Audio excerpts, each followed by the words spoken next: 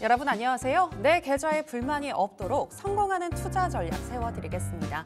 불만제로 디마켓 정유현입니다.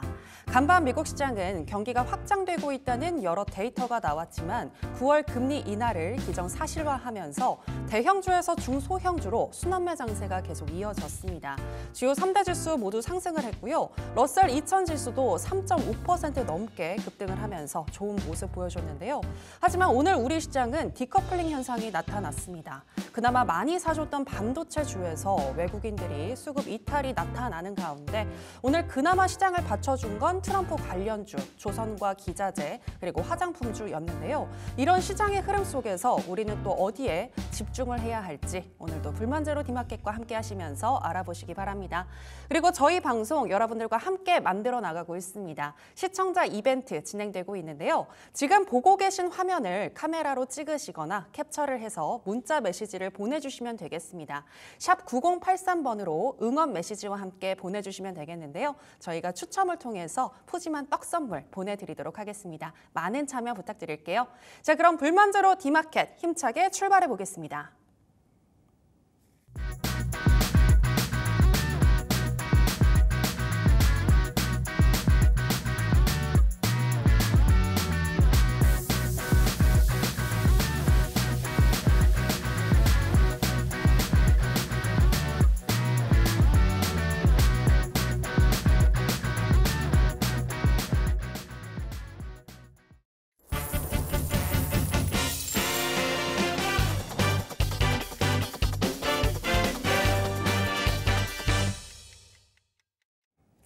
네, 오늘 시장을 뜨겁게 달궜던 키워드가 내일도 뜨거울 수 있을까요? 마감딜 오늘의 키워드로 확인해 보겠습니다. 오늘의 키워드는 예뻐져라 예뻐져 쉬어가는 화장품주 다시 화사해질까입니다. 네, 화장품주에 대한 이야기 나눠볼까 하는데요. 도움 말씀 주실 더드림 SNC 우혜진 대표 나왔습니다. 대표님 안녕하십니까? 안녕하세요. 네, 오늘 정말 화장품주가 또 뜨거웠습니다. 그리고 요즘 K뷰티의 전성시대다라고 해도 과언이 아닐 정도인데요. 오늘 저희도 이렇게 예쁘게 꾸미고 나왔습니다만 네. 사실 예전에는 해외 브랜드 뭐 어디가 괜찮다 이런 얘기가 많았는데 요즘에는 국내 브랜드들을 많이 선호하시는 것 같아요. 네, K 열풍, K가 붙으면 그야말로 이제 열풍에 대한 그 트렌드성으로 좀 자리를 잡는 것 같은데 네. K 뷰티도 거기에 대해서 좀 빠질 수 없는 그런 산업 중에 하나로 지금 자리를 잡았습니다. 우선 K 뷰티가 왜 이렇게 좀 열풍이냐 이거를 좀 물으신다면 K 콘텐츠의 영향 굉장히 크죠. K-팝의 영향, K 콘텐츠의 영향을 좀 들 수 있을 것 같은데 우선 외국인들이 생각하는 그런 K 뷰티, 한국의 이미지는 좀 고품격, 고품질 이런 이미지를 좀 가지고 있다고 해요. 네. 그래서 한국의 이 성형외과가 굉장히 성행을 하면서 그쵸, 네, 네. 피부과 뭐 정말 그 관광이 있을 정도로 정말 어마어마한데 한국의 피부과 시술이 좀 효과가 있다 이런 것도 좀 소문이 돌고 또 컨텐츠 안에서 뭐 PPL이나 연예인들이 피부법, 피부관리법을 계속해서 좀 SNS상에 올리면서 그것들이 전 세계로 퍼져나가면서 K뷰티의 열풍이 조금 더 바람을 타고 계속해서 지금 화제인 것 같습니다. 그리고 이전에는 뭐 하이엔드 브랜드에 대한 부분들이 좀 굉장히 많았지만 지금은 중소형 브랜드까지 계속 커지면서 이제는 그 관광지로 올리브영이 필수 코스가 된다거나 아니면 이제 다이소에 그런 뷰티 코너가 따로 생길 정도로 중소형 브랜드까지 섭렵한 부분을 봤을 때 아무래도 이 K뷰티의 열풍 단기간에 식지 않고 좀 오래 지속되지 않을까 좀 이렇게 보고 있어요. 네, 그렇군요. 네, 우리 진짜 K뷰티가 많은 인기를 끌고 있는 것 같은데 말씀해 주셨다시피 고품질 이미지 그리고 또 가성비가 있다라는 이미지도 여기에 작용을 하고 있는 것 같고요. 그래서 그런지 상반기를 주도했던 건 또 화장품주가 아니겠습니까? 그쵸. 네, 오늘은 강세를 보였습니다만 지난주에는 좀 조정을 받는 모습도 보여줬는데 이게 단순히 쉬어가는 흐름이었다 이렇게 파악을 하면 될까요? 네, 우선은 제가 봤을 때는 너무나 고공행진한 부분들 주가에 있어서는 사실은 그 고점에 대한 부담이 있기 때문에 네. 쉽게 생각해서 많이 올라갔으면 팔아야죠. 그렇죠, 그렇죠. 네. 그래서 좀 저는 이 화장품주에 대한 부분들 건전한 조정이다, 좀 기간 조정으로 좀 보고 있고요. 이제는 그런 실적에 대한 기대감이 사실은 기대감부터 계속 주가가 올라가고 있고, 하지만 그 데이터가 아직은 찍히지 않았습니다. 실질적으로 찍히고 데이터가 나와서 매출에 반영이 되고 그 부분이 주가에 반영될 때까지 아직은 또 상승 여력이 남아있다, 충분히 남아있다 이렇게 보기 때문에 네. 좀 단기간에 그런 그 하락세는 여러분들 너무 걱정하지 않으셔도 될 것 같다 이렇게 좀 판단을 하고 있기 때문에 예. 앞으로도 좀 이 조정 시 매수가 좀 매력적이다, 좀 이렇게 생각해 주셔도 괜찮을 것 같아요. 네. 조정 시에 매수가 매력적이다라고 얘기를 해주셨는데, 아니나 다를까 현재 개인 투자자들의 이 화장품주에 대한 신용 잔고가 급격하게 늘어나고 있다고 합니다. 혹시 우려가 될 만한 그런 상황은 없을까요? 계속 매수도 될까요? 네. 우선은 이 신용 잔고가 늘고 있다는 거는 빌렸는데 이제 갚지 못한 부분이잖아요. 네, 아직은 네. 우리가 이 B2 빚내서 화장품주를 사는 부분들도 사실은 어떻게 보면 제가 이게 지금 이야기하고 있기 때문에 제 성향 자체를 보면은 B2는 좀 피하셔라 이렇게 좀 이야기를 드리고 싶지만 예, 예. 올라가는 그런 말에 달리는 말에는 B2가 좀 함께하는 법 이렇게 좀 생각이 돼요. 부동산 시장 때도 보면은 네. 뭐 주식도 사실은 투자이기 때문에 그런 같은 맥락에서 봤을 때 좀 달리는 말에 B2가 함께한다 이렇게 보고 있는데 그 투자자들의 심리 크게 좀 상승했던 종목에 대한 그런 잡고 싶은 마음 그리고 네. 내가 이번에 올라갔는데 이거 못 샀어. 우리 보통 껄무새라고 이야기를 많이 그쵸, 하죠. 껄껄껄. 뭐뭐 할 네. 걸. 이번에 하지 못했기 때문에 떨어지는 칼날을 좀 잡는 개인 투자자들의 그런 심리가 아닐까 좀 이렇게 생각을 합니다. 예. 하지만 뭐 조정받았던 화장품주들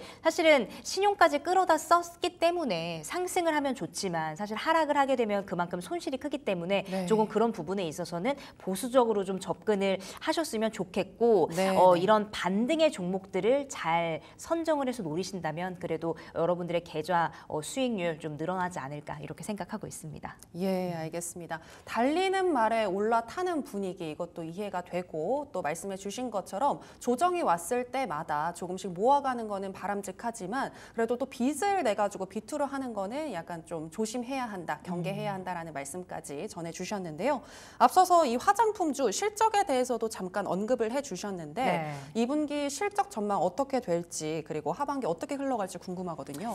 우선은 실적에 대한 그런 호실적, 깜짝 실적에 대해서는 모두 다 긍정적으로 지금 전망을 하고 있고 증권사 예. 리포트들도 계속해서 쏟아져 나오고 있습니다.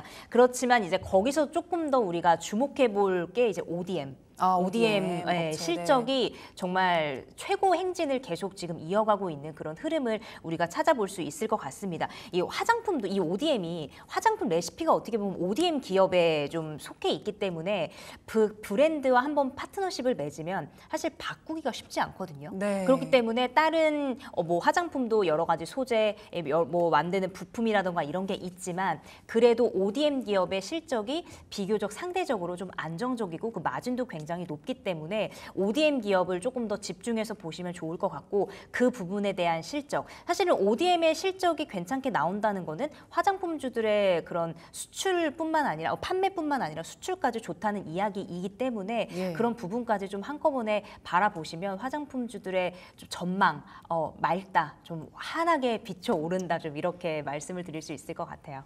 네, 그러니까 하반기 전망 역시 화사하다라고 얘기를 해주셨는데요. 그렇다면 화장품주 어떻게 우리가 접근을 해야 할지 이 접근 방법도 알아야 될 것 같은데 방금 일단 ODM 업체에 대해서 언급을 또 해주셨습니다. 네. 이쪽을 잘 바라보면 좋을까요? 그렇죠. ODM 업체를 조금 더 많이 보시면 좋을 것 같다 이렇게 보고 있습니다. 네. 뭐 하반기도 굉장히 긍정적으로 지금 전망이 되고 있는 상황. 왜 이제 ODM을 바라봐야 되는지도 말씀을 드렸고 지금 뭐 미국향 그 수출에 대한 부분들 굉장히 데이터가 좋게 나오고 있고 앞으로 성장성이 굉장히 뚜렷하게 지금 계속 성장 그 시장 규모가 커지고 있잖아요. 예. 이 뷰티 디바이스 시장을 이제 보면은 2022년 같은 경우에는 140억 달러였는데 이게 앞으로의 성장세를 보면 2030년 정도까지 바라봤을 때 무려 890 8억 달러라고 해요. 그렇게 와, 되면은 네네. 연평균으로 계산했을 때 거의 26%가 넘는 성장을 이제 매년 한다라는 이야기거든요. 네. 그러니까 이 화장품주가 이제는 그냥 우리가 뭐 꾸미고 나가는 용을 떠나서 이 K-뷰티에 대한 부분이 우리나라뿐만 아니라 전 세계적으로 지금 열풍이 불어오고 있고 이번에 이제 수출한 것을 보면은 195개국에 수출했다라고 합니다. 와. 도대체 어떤 나라가 있는지도 세지 못할 정도로 네네. 그만큼 K-뷰티 시장이 넓어진 것들을 보면 이 부분, 이 지금의 조정은 뭐 그냥 크게 걱정 안 해도 되고 앞으로의 전망을 생각을 했을 때 조금 더 긍정적인 부분이기 때문에 네. 그런 부분에 좀 초점을 맞춰주셨으면 좋겠어요. 네. 네. 실적 전망 정말 뚜렷한 것 같습니다. 195개 국가에 수출을 했다. 거의 이제 뭐 여러분들 여행 나가시게 되면 네. 우리나라 기업들의 화장품 또 많이들 보시지 네. 않을까라는 생각이 드는데요. 자, 그렇다면 이제 화장품주 관련해서는 좋게 보셨고 네. 특히 어떤 종목을 유망하게 보시는지 탑픽 종목으로 좀 뽑아주시죠. 우선 제가 오늘 그 ODM에 대해서 계속 좀 말씀을 드려왔는데 네네네. 지금 뭐 ODM 하면은 굉장히 여러 가지 종목들이 있어요. 뭐 탑픽을 꼽는다면 오늘 좀 한국콜마. 한국콜마요. 네, 한국콜마 좀 가지고 나왔습니다. 예. 자, ODM이 화장품계의 이 TSMC라고 이야기를 하잖아요. 네네네. 네, 화장품계의 TSMC라고 이 한국콜마가 또 불리고 있는데 특히 한국콜마를 왜 꼽아왔냐라고 물으신다면 뭐 이제 해외 시장에 대한 그런 공략은 전체 화장품 주들이 화장품 각각 기업들이 뭐 다 초점을 맞추고 있는 부분입니다. 하지만 이제 특히나 글로벌 화장품 시장에 대한 그런 전문가까지 앞쪽에 배치를 하면서 이제 해외 시장을 전적으로 공략을 하겠다라는 좀 포부를 밝혔고 특히 한국콜마 같은 경우는 이제 저는 선케어 이 자외선 차단 제품에 좀 집중을 해봤습니다. 뭐 색조도 굉장히 우리가 필요로 하고 기초 제품도 필요로 하지만 이제는 우리가 선크림 쉽게 생각해서 이제 선크림이라고 부르잖아요. 자외선 네. 차단제를. 네. 근데 예전에는 제 기억에도 여름에만 사실 선케어 제품을 사용을 했었는데 사실 선케어 제품 이 자외선이라는 거는 계속 365일 있기 때문에 예. 365일 어느 시간대나 사실 사용을 하게 되고 이전에는 뭐 여성들만 뭐 사용을 했다면 지금은 뭐 성별이 뭐가 중요합니까? 맞아요. 네. 그루밍족들도 워낙 많고 그쵸. 남자들도. 네, 그래서 모두 다 사용을 하는 사용자가 늘어날 뿐만 아니라 특히나 이 미국이나 이런 부분에서 이제 기후 변화로 인해서 전 세계적으로 기후 환경이 변하기 때문에 더욱더 피부에 그 쬐어지는 그 피부에 있어서 더욱더 많은 사람들의 관심도가 높아졌기 때문에 네. 한국콜마가 이 선케어 제품 자외선 차단 제품과도 연관이 있기 때문에 한국콜마를 좀 선정한 이유가 있고요. 예. 그리고 이 제가 계속 말씀드렸던 것 중에 하나가 종목을 고를 때 좀 돈이 많고 탄탄한 기업. 그리고 이렇게 종목들이 이 각 섹터가 계속 올라가다 보면은 너무 주가가 많이 올라가기 때문에 사실은 고평가되어 있는 거 아니냐 이런 이야기들이 굉장히 많이 나오고 있잖아요. 네. 그래도 한국콜마 같은 경우는 지금 상대적으로 그렇게 고평가라고 보여지진 않고 또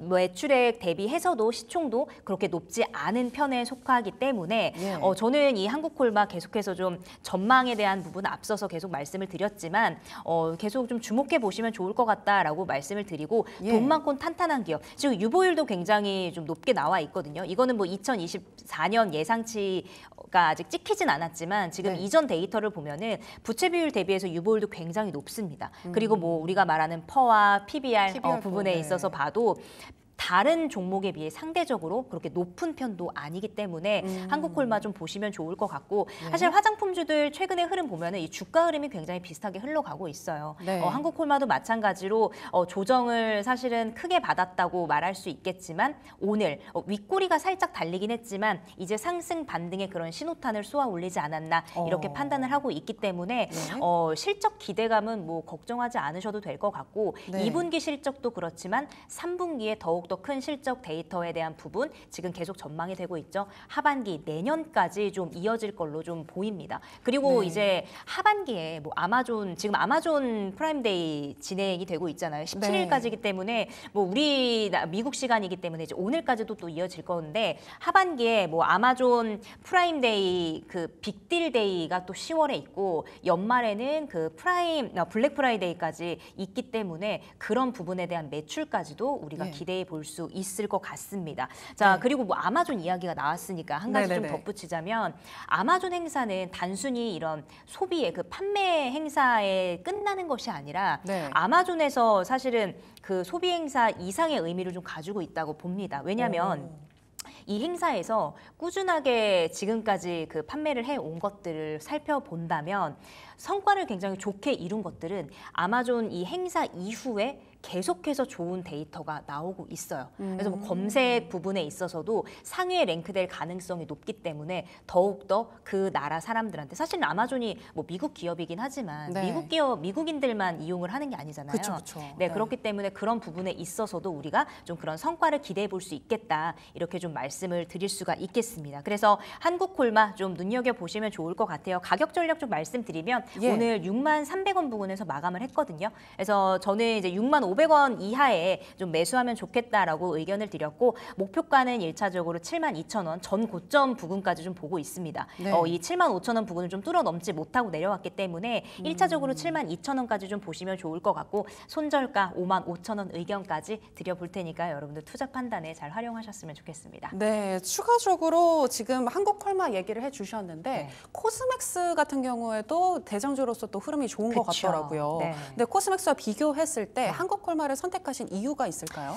우선 지금 매출적인 부분에 있어서도 사실 둘 다 좋죠. 둘 다 대장주이기 때문에 좋은데 네. 굳이 비교를 하자면 그래도 한국 콜마가 조금 더 매출액이 높다 이렇게 볼 수 있겠고 제가 예. 조금 전에도 말씀드렸다시피 사실 색조나 이런 부분에 있어서도 우리가 긍정적인 전망을 바라보고 있지만 뭐 선케어 제품이나 자외선 차단제 그런 쪽으로 저는 조금 더 조금 더 좋게 보고 있기 때문에 이 두 종목 중에 한국 콜마냐라고 물으신다면 이렇게 답변할 수 있을 것 같습니다. 네, 그렇군요. 색조뿐만이 아니라 또 기초 화장품 라인도 많이 생산을 하고 있는 한국 콜마 유망하게 보신다라고 얘기를 하시면서 65,000원 선에서 매수를 하시게 되면 72,000원까지 올라갈 수 있을 것 같다라고 전망을 해주셨습니다. 네, 지금까지 더드림 SNC 우혜진 대표와 함께했습니다. 오늘 고맙습니다.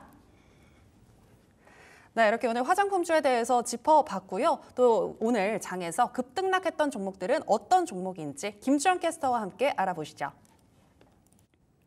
안녕하세요. 마감딜 급등락의 김주영입니다. 오늘 시장 제약바이오 또 조선기자재 그리고 화장품 섹터의 상승, 반면에 반도체의 하락이 눈에 띄는 시장이었는데요. 어떤 특징주들이 급등락했는지 같이 한번 정리해 보겠습니다.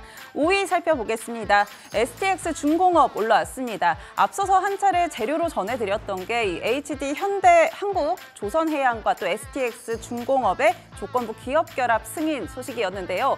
호재로 작용을 하면서 한 차례 강세를 이어갔었는데 또 이제 조선주 슈퍼사이클이 돌아왔다라는 기대감들이 더해지면서 오늘 조선주를 시작으로 해서 조선기자재 또 피팅 밸브까지 강하게 수급이 들어왔습니다. STS 중공업 오늘 12% 강세로 마감을 했고요. 이 밖에 현대힘스 또 성강밴드 같은 종목들도 강세 흐름 이어갔습니다. 4위 살펴보겠습니다. VT 올라왔는데요. 앞서서 화장품주들 정리를 해드렸었는데 오늘 화장품주, 화장품 섹터도 굉장히 강했던 모습이죠. 2분기 실적에 대한 기대감이 더해지고 있고요. 여기에 또 한 가지 살펴보자면은 16일부터 지금 이틀간 진행되고 있는 아마존 프라임데이 여기에 1위부터 5위까지 K뷰티 제품들이 포진하고 있다. 이런 소식들이 강하게 기대감을 작용을 하면서 오늘 매수세에 들어왔습니다. VT 14%대 강세로 마감했습니다. 3위 살펴보겠습니다. 샤페론 올라왔는데요. 샤페론 같은 경우 앞서 이 차세대 항암 면역 치료 기술 전 임상 결과가 국제 전문 학술지에 게재됐다라는 소식 전해지면서 오늘 강하게 매수세에 다시 들어왔습니다. 29%대 상한가 기록하면서 오늘 마감했던 모습입니다. 2위 살펴보겠습니다. JLK 올라왔는데요. JLK 같은 경우 앞서 미국 진출을 좀 선언을 했었습니다. 이런 계획들을 발표를 했었는데 외신 이 AP통신에서 이 부분을 조명을 하면서 기대감을 더하는 기사들이 나왔는데요. 오늘 국내에서도 이 영향 받아가면서 상한가 마감을 했습니다. 그렇다면 가장 급등했던 종목 1위는 이오플로우입니다. 이오플로우 같은 경우는 세계에서 두 번째로 웨어러블 인슐린 펌프 이오 패치를 개발을 했는데요. 오늘 제약바이오 섹터 전반적으로 좀 훈풍이 불어오는 모습이었는데 역시나 다시 한번 부각받으면서 상한가 기록을 했던 모습입니다. 오늘 급등했던 종목 정리해드렸고요. 그랬다면 하락하는 종목 어떤 것들인지 살펴보겠습니다. 5위 살펴보면요. 한국주강 올라왔습니다. 트럼프 트레이딩 여기 관련해서 오늘 좀 종목들 살짝 밀리는 모습이었는데요. 한국주강 같은 경우는 남북 경협주로 좀 부각이 되면서 어제 강세 흐름을 이어갔었는데 오늘은 차익 실현 매물 나오면서 밀렸던 모습입니다. 7% 약세로 마감을 했고요. 이 밖에 재건주들도 오늘 밀리면서 마감했던 모습 확인됐었습니다. 4위 살펴보면 SK스퀘어 올라왔습니다. 오늘 SK이노베이션 그리고 SKENS의 합병을 위한 이사회가 열렸는데요. 관련해서 또 지배구조 시장에서 굉장히 주목하는 모습이죠. 이 지배구조 개편 관련해서 오늘 SK스퀘어 영향받아갔던 모습입니다. 차익 실현 매물 나오면서 7%대 하락으로 마감했습니다. 3위 살펴보면요. 딥마인드 올라왔습니다. 딥마인드 PPI 인수합병을 준비를 하면서 이제 이 인수의 속도감이 붙을 것이다라는 이야기들이 시장에 나왔는데요. 매각가가 최대 120억 원까지 육박을 하면서 주가도 오늘 좀 영향받아갔던 모습입니다. 14% 넘게 밀리면서 마감을 했습니다. 2위 살펴보겠습니다. 제너셈 올라왔는데요. 반도체 패키징 후공정 장비 기업입니다.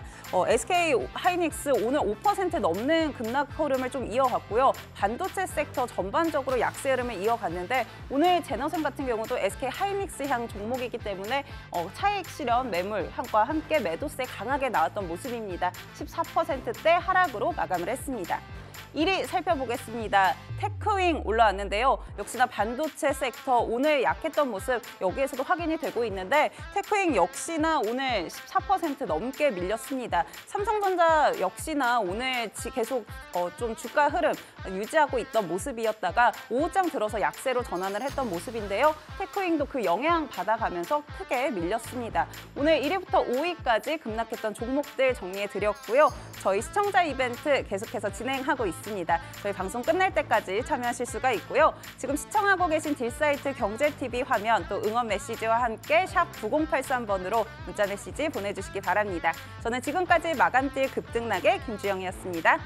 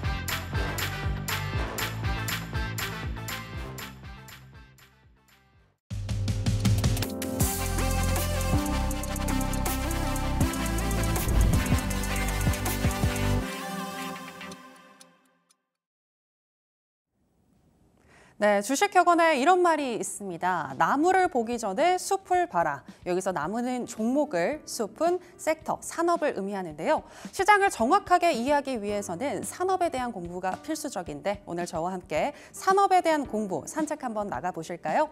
오늘 저희가 산책을 나가볼 업종은요, 바로 음식료 업종이 되겠습니다. 음식료 이번 상반기에 정말 많은 강한 테마를 형성하면서 우리의 주가를 많이 끌어올려줬던 업종인데요. 자, 지금 보시게 되면 분기별 코스피 음식료품 업종지수의 상대 수익률을 보여주는 그래프인데 지금 1분기에 보게 되면 역사적으로 엄청나게 2024년 1분기에 많이 올랐다라는 거 확인해 보실 수가 있습니다. 지금 가장 끝에 위치하고 있는 게 지금 현재 상황이 되겠는데요. 정말 많이 올랐죠. 전반적으로 우리나라 내수 경기가 좋지는 않습니다만 그럼에도 불구하고 음식료 업종은 올해 1분기에 30% 이상 상승을 했다고 합니다. 자, 그리고 이렇게 음식료 업종이 상승한 이유에 대해서도 우리가 알아볼 필요가 있을 것 같은데요. 자, 그럼 다음 장 한번 보여주실까요? 자, 첫 번째 이유는 일부 업체들이 크게 주가가 상승하면서 음식료 업종을 또 견인해줬다고 합니다. 불닭볶음면 좋아하시는 분들 많으실 것 같은데 삼양식품이 지금 이렇게 많이 올랐고요. 216%나 올랐습니다. 자, 그리고 또 냉동김밥이 많은 인기를 끌었죠. 유럽 그리고 미국에서 많은 인기가 지금 끌고 있는데 사조 대림이고요. 그다음에 김에 대한 이야기도 많이 나왔습니다. 김값이 금값이다라는 말도 나왔는데 CJ시푸드와 그다음에 사조시푸드가 이렇게 많이 올랐고 빙그레, 롯데 웰푸드, 아이스크림에 대한 인기도 이어지면서 지금 이러한 일부 기업들이 또 음식료 업종을 많이 견인했다라는 거 보여주고 있습니다. 자, 이제 두 번째 이유 살펴보실 텐데요. K푸드의 인기가 점차적으로 확대되고 있다고 합니다. K컬처, 특히 K팝이나 K드라마가 전 세계적으로 인기를 끌면서 이러한 영향이 또 K푸드에도 영향을 주고 있는 건데요. 우리가 원래는 이제 K푸드다라고 하면은 뭐 김치, 라면 정도만 생각하시는 분들이 많았는데 이제 이걸 넘어서서 김이나 냉동김밥 그리고 또 여기에 떡볶이 같은 또 아이스크림도 많은 인기를 현재 끌고 있다고 합니다. 그만큼 이렇게 인기가 많다는 건 우리가 또 수출을 더 확대할 수 있다라는 부분인 거고요. 자, 이제 이유 세 번째 보실까요? 세 번째는 원가가 하락을 했다고 합니다. 보다 구체적으로 곡물의 투입 단가가 하락했다고 하는데요. 옥수수와 소맥, 대두, 원당에 이르기까지 모든 곡물들이 지금 우하향하면서 저점에 와 있다라는 거 확인을 해보실 수가 있는데 이렇다는 건 원자재가 지금 많이 들어가지 않는다는 거니까 수익을 극대화할 수 있는 구간에 와 있다라고 보시면 되겠고요. 또 대부분의 원자재들이 올해 말까지 마이너스 성장률을 기록할 예정이라고 하니까요. 음식료 업종 전반에 있어서는 수익률을 더 개선할 수 있는 좋은 기회가 되지 않을까 싶습니다. 자, 이렇게 음식료 업종이 성장하고 있다라는 거는 확인을 해보셨는데 자, 이제 투자자의 입장에서 종목 선택을 잘 하셔야 될 것 같습니다. 그래서 옥석 가리기를 할 수 있는 팁을 전해드리고자 하는데요. 자, 일단 우리 삼양식품과 농심 이 두 업체를 비교를 통해서 제가 알려드리도록 하겠습니다. 삼양식품과 농심 YTD 주가 수익률이 되겠는데요. 연초 대비 증감률인 거죠. 농심 같은 경우에는 10% 정도 상승을 했는데 삼양식품의 경우에는 무려 175%나 올랐다고 합니다. 그리고 시가총액만 봐도 지금 파란색이 삼양식품인데요. 농심에 비해서 많이 올라왔다라는 거 확인을 해보실 수가 있습니다. 그 이유는요. 캐파의 증가율에 차이가 있었다고 합니다. 삼양식품은 내년 5월에 밀양 2 공장이 완공되면 전사 캐파가 40% 정도 늘어날 예정이라고 하는데요. 하지만 농심은 올해 4분기에 미국에 이 공장 라인을 증설하기는 합니다만 이로 인해서 캐파가 증설되는 건 5% 수준에 불과하다고 합니다. 우리가 수요가 있더라도 그 수요를 받쳐줄 공급이 또 뒤따라줘야 하는데 농심에 비해서는 삼양식품이 현재 40% 이상 증설할 계획이 있기 때문에 캐파가 늘어날 기회가 있기 때문에 우리 투자자분들은 삼양식품을 더 높게 평가를 쳤던 거고요. 자, 그리고 전사 실적에도 또 영향을 받는데요. 실적이 올라가기 위해서는 향후 이익 증가율이 높아야 되겠죠. 삼양식품의 경우 미국과 유럽을 중심으로 점점 그 이름을 알리는 과정이 있다면 이미 농심은 해외에서 높은 침투력을 가지고 있다고 합니다. 그만큼 라면의 인기는 뭐 이미 예전부터 유명했으니까요. 그래서 농심이 더 앞으로 성장하려면 뭔가 불닭볶음면을 뛰어넘는 새로운 히트 제품이 나와야 할 것 같은데 이 부분이 부분이 아직은 없다 보니까 성장률로 봐서는 현재 시점에서는 불닭볶음면을 생산하고 있는 삼양식품이 더 높다라고 보고 있는 거고요. 또 앞서서 라면을 비롯해서 김과 김치, 떡볶이, 냉동 김밥 등 현재 인기가 있다고 했는데 지금 김 같은 경우에는 공급 부족 문제가 굉장히 심각하다고 합니다. 수요가 있더라도 공급 부족 문제를 해결하는 것이 일단 필수적이다라는 의견이 나오고 있고요. 또 김치와 떡볶이 같은 경우에는 현재는 아시안마트에서만 인기가 한정적이라고 합니다. 월마트나 코스트코 전반적인 메인스트림에서 더 인기를 끌려면 조금 시간이 필요할 것 같다라는 의견이 나오고 있고요. 또 냉동 김밥 같은 경우에는 비상장 기업이기는 합니다만 올곳이라는 기업이 있다고 해요. 이 올곳이 지금 냉동 김밥의 거의 대부분을 만들고 있는 기업인데 이 올곳이 공장을 올해 5배로 확대시킨다고 합니다. 그래서 현재는 하루에 8만 줄 정도 생산이 가능한데 40만 줄 정도 이제 생산이 가능하게 될 예정이라고 하고요. 또 SNS를 중심으로 인기가 계속해서 이어지고 있기 때문에 수요와 공급 측면에서 냉동김밥 계속해서 주목해야 한다라는 증권사의 지금 의견이 나오고 있습니다.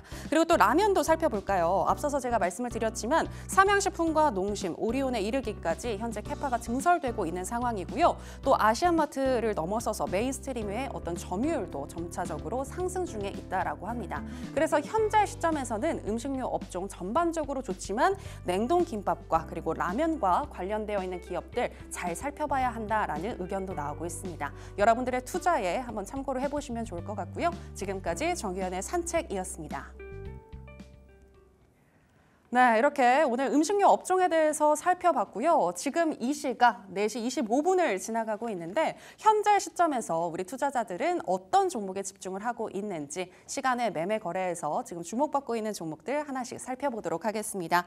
네, 도움 말씀 주실 글로원 파트너스 이성웅 이사 모셨습니다. 이사님, 안녕하십니까? 네, 안녕하세요. 네, 어제에 이어서 오늘도 이렇게 뵙게 됐는데요. 네, 지금 시간의 거래에서 어떤 종목들이 주목을 받고 있나 살펴보니까 전반적으로 어제에 이어서 오늘도 거래량이 많지는 않은 것 같습니다. 네. 그런 가운데 태양금속, 폴라리스 AI, 대원제약 같은 종목들이 눈에 띄는데요. 좀 살펴주실까요?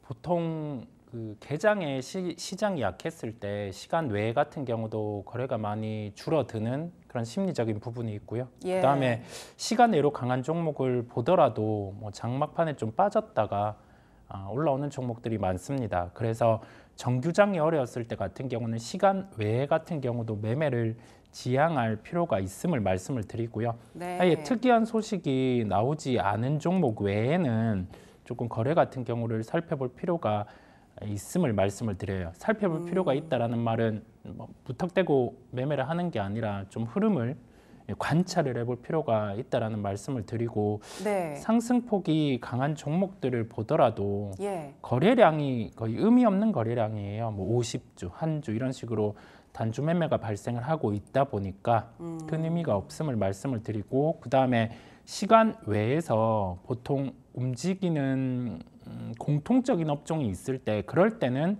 시세 연속성이 있는데 오늘은 그런 경우도 좀 나타나지 않고 있어요. 네, 그나마 트럼프 수혜주로 거론되는 종목들이 네. 또 시간 외에서 이렇게 올라오고 있는 것이 아닌가라는 생각이 드는데요. 네. 태양금속이나 폴라리스 AI 같은 경우는 어떻게 보시나요?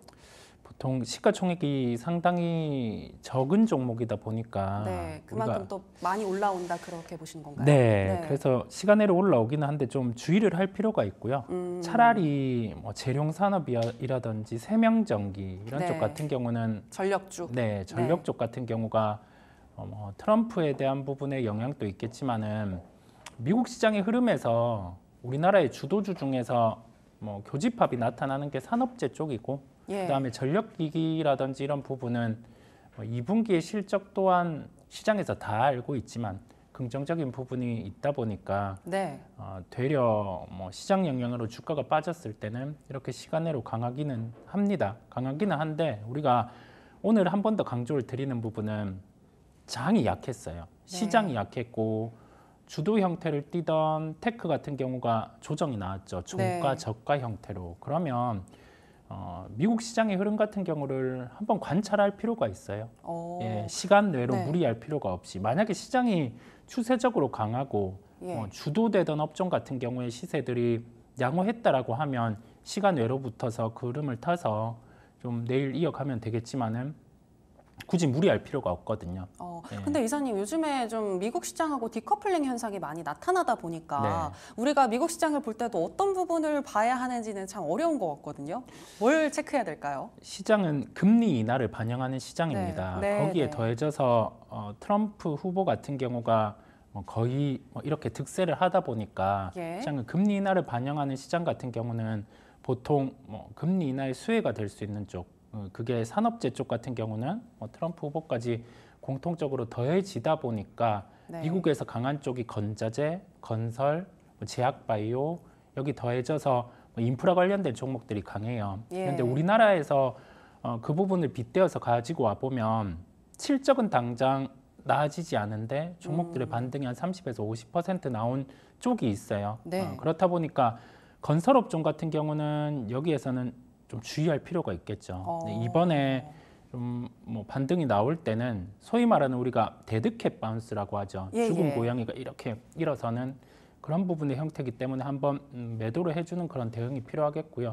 나머지 재건과 관련된 부분 같은 경우도 만약에 저점 대비해서 한 30에서 50% 반등이 나타난다라고 하면 네. 우리가 11월이 대선이잖아요. 그쵸. 10월 그 이후에 이제 러시아 우크라이나와 관련된 부분의 협상이 이루어질 가능성이 높겠죠. 왜냐하면 미국의 이제 대선이 치러지고 나야 그 공이 미국으로 가기 때문에. 네. 예, 그래서 재건과 관련된 부분의 이슈는 공백이 있습니다. 공백이 있다 보니까 이 또한 저점 대비해서 시세가 한 30에서 50% 나면은 좀 차익 실현에 대한 부분들 챙길 거는 챙겨가는 그런 예. 대응 부분을 열고 시장을 보시면 되겠습니다. 네, 재건하고 건설 쪽 올라올 때 차익 실현하는 게 좋아 보인다라고 얘기를 들어봤고요. 그리고 또 짤막하게 원자력 관련주도 눈에 띕니다. 우리기술과 두산 에너빌리티. 원래 오늘 체코 수주 결과가 발표되는 거였는데 미뤄졌지 않습니까? 네, 그럼에도 불구하고 일단 계속 주목해서 보시는 투자자분들 많은 것 같은데 어떻게 대응하는 게 좋을까요?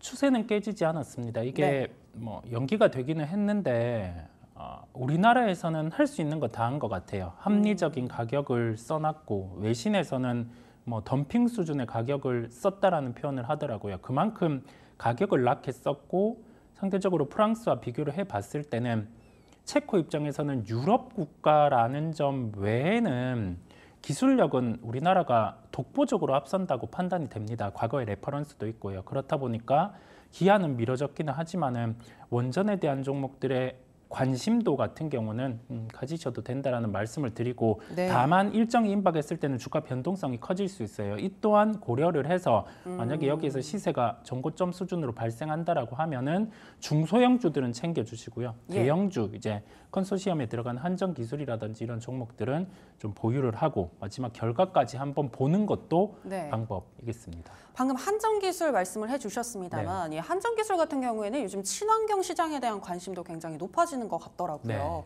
혹시 신재생 에너지 쪽으로 좀 편입을 해서 더 살펴봐도 되는 걸까요? 어떻게 보시나요? 네, 그까지는 잘 모르겠고요. 이번에 네. 원전 쪽으로 우선 보는 거고 한전그룹 같은 경우가 친환경 쪽을 편입을 해서 포트폴리오에 다각화를 한다는 건 긍정이기는 한데 전기료부터 좀 올렸으면 하는 전기료부터. 그런 부분이 있습니다. 그래야지 수익이 더 나올 것 같다. 네, 예. 그렇습니다. 네, 알겠습니다. 한전기술까지 얘기를 들어봤고 원자력 관련해서는 계속해서 관심을 두고 계시되 이제 다음 주 26일에 발표가 될 텐데요. 그 전에 정고점을 만약 경신하게 되면 중소형주 같은 경우에는 차익 실현을 챙기시는 게 좋겠다라는 의견까지 들어봤습니다. 지금까지 글로원 파트너스 이성웅 이사와 함께했습니다. 오늘 말씀 고맙습니다. 네.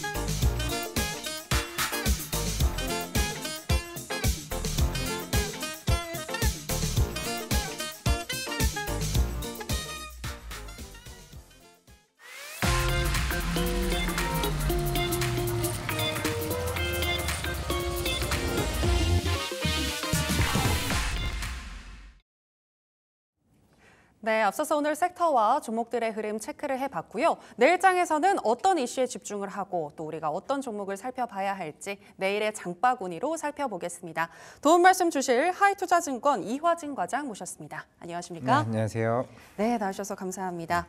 과장님, 체코 수주 결과가 아까 말씀드렸다시피 오늘 원래 나오는 것이었는데 미뤄졌습니다. 증시에는 어떤 영향이 있는지 일단 좀 살펴주시죠. 일단은 뭐 세론에 대해서는 조금 지연됐다라고 생각을 할 수가 있고 예. 결국에는 지금 그동안 2, 3년간의 그 원전에 대한 사실 정책적인 모멘텀도 있긴 했지만은 사실 크게 주도 섹터로 올라왔던 적은 사실은 없습니다.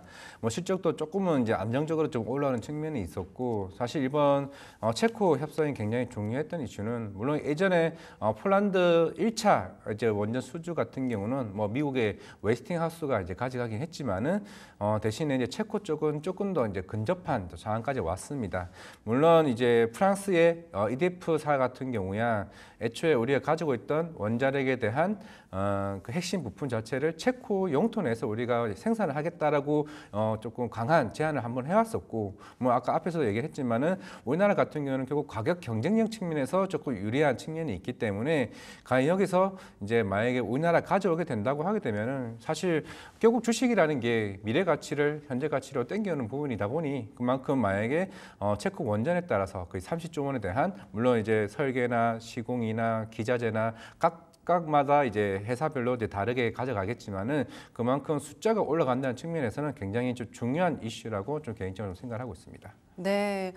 정말 이 체코 결과에 대해서 많은 분들 주목하고 계신 것 같은데요. 이 결과에 따라서 진짜 향후에 랠리가 어느 정도 펼쳐질지도 기대가 되거든요. 네. 과거 2009년 아랍에미리트 원전 수주 시에는 무려 3개월 동안 강세 랠리가 펼쳐졌다고 하던데 네. 맞죠? 그렇죠. 그 당시가 한 2010년, 2009년쯤으로 보이고 있는데 예. 물론 이제 아랍에미리트 이제 바라카 원전은 물론 그 당시에 최초의 이제 계약이었고 시장에서는 와 이게 정말 몇십 조짜리 계약이야? 이제 그러면 그에 대한 밸류보다 한 단계 높은 이제 성과를 이제 보여왔었던 걸로 보이고 있습니다. 결국 예. 한 15년 정도의 상업화가 되는 데까지 시간이 걸렸고 올해 20년대 초에 이제 상업화가 됐는데 이제 시장에서도 이제 계속 눈여겨보는 이유도 사실 체코뿐만 아니라 지금 탈원전 국가인 이탈리아나 독일 같은 경우도 그 중에서도 이탈리아도 최근에 우리 탈원전 포기하고 이제 본격적으로 우리도 원전에 대열에 합류하겠다라고 얘기를 한 만큼 체코가 만약에 우리나라 선정이 된다면은 사실 예. 그게 굉장히 큽니다. 우리가 물론 기술력은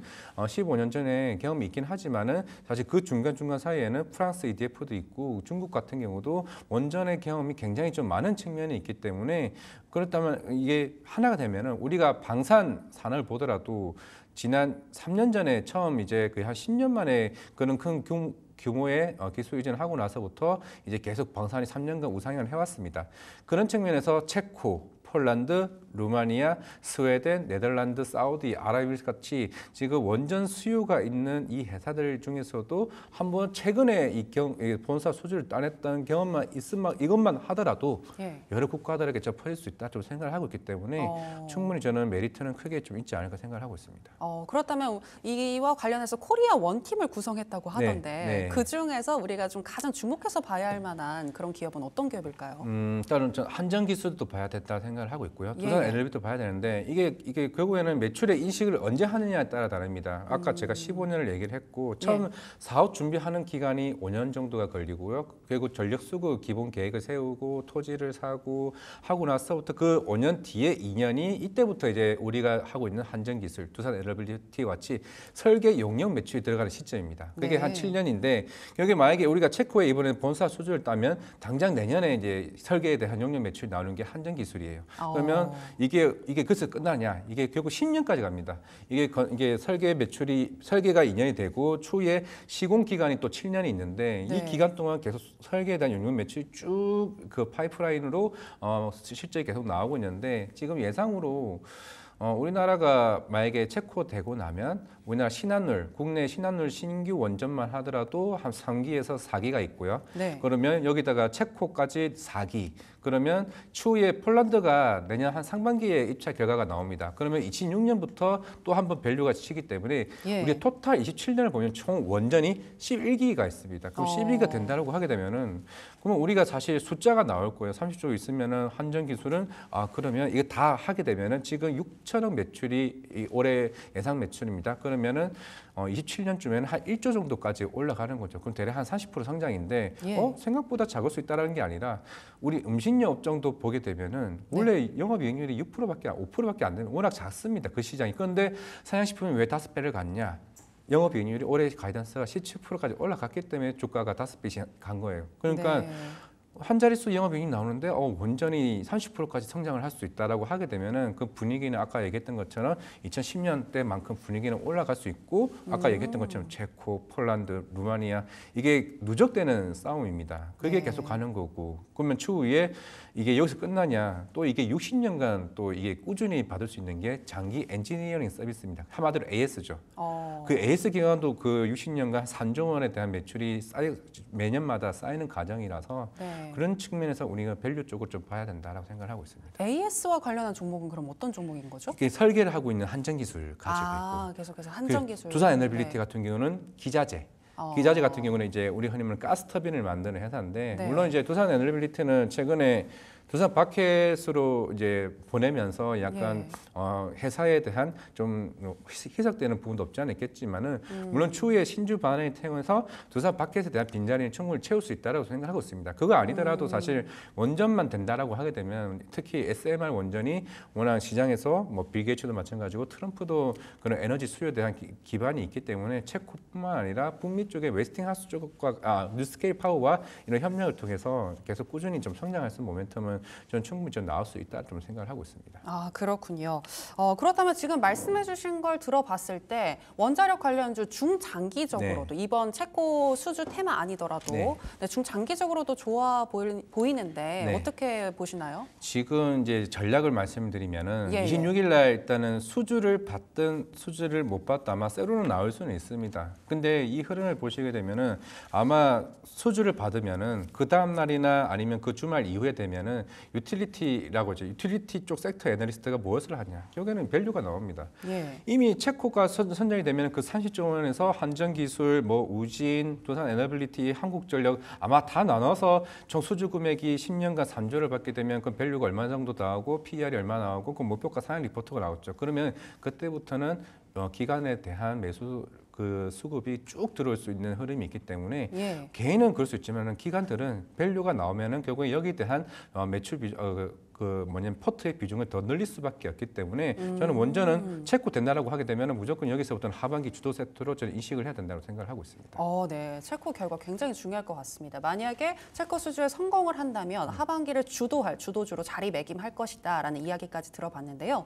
자, 그런데 여기에 변수로 작용할 수 있을 만한 게 또 트럼프 대선 아니겠습니까? 그렇죠. 네, 트럼프 재집권 가능성이 높아지는 가운데 원자력 관련주가 수혜를 받을 것이라는 의견도 있고 반대로 신재생 에너지와 함께 좀 좋지 않은 결과를 가져올 것이다라는 그런 의견도 있는데 과장님은 어떻게 보시나요? 물론 이제 그렇죠. 원전도 신재생에 포함되는 부분이었고 대신에 이제 오히려 이제 바이든 대통령보다는 이제 트럼프 대통령이 지금 당선 확률이 굉장히 커진다라고 가능을 했을 때 결국에는 지금 인프라 쪽으로 크게 봤을 때는 인프라로 보면은 당연히 트럼프는 우선주의가 맞습니다. 그렇게 되면은 당연히 인프라에 들어가게 되는 게 물론 전력기기도 있겠지만 가장 중요한 게 지금 에너지라고 좀 생각을 하고 있습니다. 그러면 이 에너지를 당장에 사실 태양광보다는 태양광을 좀 더 압박을 줄 가능성이 있지 원전은 좀 더 덜하다고 좀 생각을 하고 있고 물론 사실 전 세계적으로 원전을 가장 많이 보유한 국가가 미국과 이제 중국이기 때문에 당연히 미국 입장에서도 원전은 계속 꾸준히 조금 할 수밖에 없는 측면이다라고 가능했을 때 물론 지금 당장은 미국은 오히려 신규 원전 계획은 아직은 없습니다. 그러니까 웨스팅하우스가 이제 유럽 쪽이나 아랍에미리트 쪽이나 여러 다른 국가들의 수주 모멘텀이 있겠지만은 당장 미국은 당장 신규 원전하지 않는 측면이 있기 때문에 트럼프가 당선되더라도 원전의 영향은 좀 더 덜하다고도 생각을 하고 있기 때문에 지금 당장은 유럽이 우리 만약에 우리 탈원전 한국 국가가 생기면 당연히 그거는 위협이 된다고 생각을 하고 있지만은 지금 뭐 이탈리아, 독일도 제가 봤을 때는 아마 이게 3년 전부터 그 메르켈 총리도 계속 꾸준하게 우리도 지금 에너지 보안 이슈가 워낙 심각하다 보니까 우리도 원전으로 바꾸자는 얘기가 서서히 나오고 있기 때문에 이 모멘텀이 제가 봤을 때 좀 크게 좀 갈 수 있다고 생각을 하고 있습니다. 그렇다면은 우리 유럽과 이제 중동 쪽에 대한 수주 모멘텀을 한수원에 우리가 좀 크게 나온다라고 하게 되면은 분위기는 충분히 달라질 수 있지 않을까라고 생각을 하고 있습니다. 네, 트럼프 전 대통령이 재당선이 된다고 하더라도 원전주 계속해서 모멘텀은 이어질 것 같다라는 의견 들어봤습니다. 자, 그렇다면 현재 과장님이 주목하고 계신 원전주와 관련한 탑픽 종목은 뭘까요? 네, 탑픽은 이제 한전 기술이고요. 만약에 좀 가벼운 걸 원하시면 우진 같은 경우가 온도 측정 계측기를 만드는 회사고 이것도 괜찮을 수 있고 BHI도 있을 수 있는데 사실 안정적을 원할 수밖에 없습니다. 그러면 저는 한전 기술이 특히 한국전력에 대한 지분이 거의 40-50% 지금 가지고 있는 상황이고 그러면 결국에는 설계 쪽이 사실 시장에서 굉장히 크다라고 볼 수가 있습니다. 기자재는 다른 쪽으로도 충분히 보완이 가능하지만은 사실 설계에 대한 용역 매출 같은 경우는 그거 사람이 하는 일이다 보니까 그만큼 기술력이 굉장히 좀 뛰어나다라는 좀 생각을 하고 있기 때문에 한국전력, 한전기술, 한전 KPS 중에서도 한전기술이 가장 수익성이 굉장히 크다라고 저는 측면을 보이고 있다라고 보면은 전체적으로 우리가 한 70년을 바라봤을 때 그 밸류를 좀 땡겨줄 수 있는 측면. 뭐 그 사이에 뭐 탈원전 하지 않는 이상 제가 봤을 때는 체코, 폴란드, 루마니아 그리고 스웨덴까지 저는 충분히 우리 한수원이 좀 기술 이전을 만약에 수주를 따낸다라고 하게 되면 한전 기술의 밸류만 보더라도 1조 이상 나온다. 그러면 전 제가 봤을 때는 지금 한전 기술에 대한 모멘텀을 좀 생각보다 시총을 꽤 많이 올려도 되지 않을까 좀 생각을 하고 있기 때문에 그 점을 좀 주요 포인트로 잡으면 괜찮지 않을까 생각을 하고 있습니다. 네, 오늘 장에서 1.79% 정도 눌리면서 지금 76,600원 선에서 마감을 했는데 내일 시초가의 공략도 가능할까요? 전 지금 가격대도 좀 충분하다고 생각을 하고 있고 물론 지금 오늘 76,000원대 가격이고 아직 이제 다시 추세가 앞에서 얘기했던 죽지 않았습니다. 예전에 한 116,000원이었고 2010년대가 14만 원까지 이제 간 걸로 보이고 있습니다. 그 당시에는 뭐 바라카 원전 수주도 처음 있었기 때문에 14만 원대지만은 그 가격대까지는 우리가 중장기적인 관점을 봤을 때는 좀 충분히 갈 수 있는 흐름이다. 바라카보다 지금의 물가를 봤을 때는 체코와 폴란드 쪽에 집중을 하고 우리나라 신규 원전 신한울까지 포함하면 충분히 전 그 가격대까지 주도 섹터 하반기 때 좀 기대를 해볼 수 있지 않을까라고 생각을 하고 있습니다. 네, 한전기술 내일장에서부터 더더욱 관심을 갖고 지켜보시면 좋겠습니다. 지금까지 하이투자증권 이화진 과장과 함께했습니다. 오늘 고맙습니다. 네, 감사합니다. 네, 시장에 영향을 줄 수 있는 일정들 어떤 것들이 있을까요? 장바구니 일정에서 열어보겠습니다. 첫 번째 일정 확인해 보면요. 네, 18일에 중국에서는 이유산 브랜디 반덤핑에 대한 조사 청문회가 열립니다. 앞서 이 중국산 전기차에 추가 관세를 부과했던 유럽연합이죠. 여기에 대한 보복 대응이다라고 시장은 보고 있는데요. 이 브랜디 하면 중국에서 가장 많이 수입되는 증류주라고 합니다. 또 추가적으로 이 보복 대응 살펴보면은 이 유럽산 돼지고기에 대한 수입 관세 반덤핑 조사에 좀 중국이 착수를 했었고요. 또 유제품 조사까지 가능성을 열어뒀었기 때문에 중국의 행보들 어떻게 이루어질지 한번 체크해 보시면 좋을 것 같습니다. 두 번째 일정 확인해 보겠습니다. 네, 여전히 실적 발표하는 기업들 굉장히 많은데요. 내일 같은 경우는 넷플릭스 또 TSMC의 실적 발표가 예정이 되어 있습니다. 월가에서는 이번 넷플릭스 실적 주당 순이익이 40%의 증가율을 보일 것이다라고 전망을 하고 있는데요. 과연 어떤 실적을 내놓을지 한번 체크해 보시면 좋을 것 같고요. 또 TSMC 대만 반도체 기업이죠. 오늘 반도체 섹터 전반적으로 밀렸고 또 SK 하이닉스 굉장히 급락했던 모습인데 내일 TSMC 이 발표에 따라서 국내 반도체주들 어떻게 움직일지도 체크해 보시면 좋을 것 같습니다. 세 번째 일정 확인해 보겠습니다.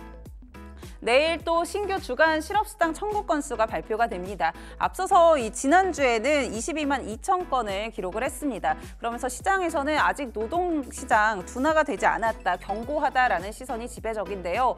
이번 주 22만 8천 건을 좀 전망을 하고 있습니다. 시장 어떻게 나올지, 결과들 어떻게 나올지 한번 체크해 보시면 좋을 것 같습니다. 네 번째 일정도 살펴보겠습니다. 네, 18일에 유럽 중앙은행 기준금리 결정이 예정이 되어 있습니다. 시장에서는 기준금리 동결을 좀 전망을 하고 있는데 발표가 되면 금요일 우리 시장에도 영향을 줄 수가 있을 텐데요. 관련해서 체크해서 대응해 보시는 게 좋을 것 같습니다. 네 가지 일정 정리해 드렸고요. 저희 시청자 이벤트 계속해서 진행하고 있습니다. 저희 방송 끝날 때까지 진행을 하니까요. 아직 참여 안 하신 분들 지금이라도 빠르게 참여하시면 좋을 것 같고요. 저는 지금까지 장바구니 일정의 김주영이었습니다. 네, 내일의 장바구니 살펴보고 오셨고요. 오늘 시장이 좀 흐려서 우울하신 분들 많으실 것 같은데요. 하지만 이럴 때일수록 저희 딜사이트 경제TV와 함께 공부하시면서 포트폴리오 전략 잘 세워보시면 좋겠습니다. 더불어서 저희가 방송에서 전해드리는 내용은 투자 판단에 대한 조언일 뿐 해당 종목의 상승이나 하락을 보장하진 않습니다. 저희가 준비한 내용은 여기까지입니다. 함께해 주신 여러분 고맙습니다.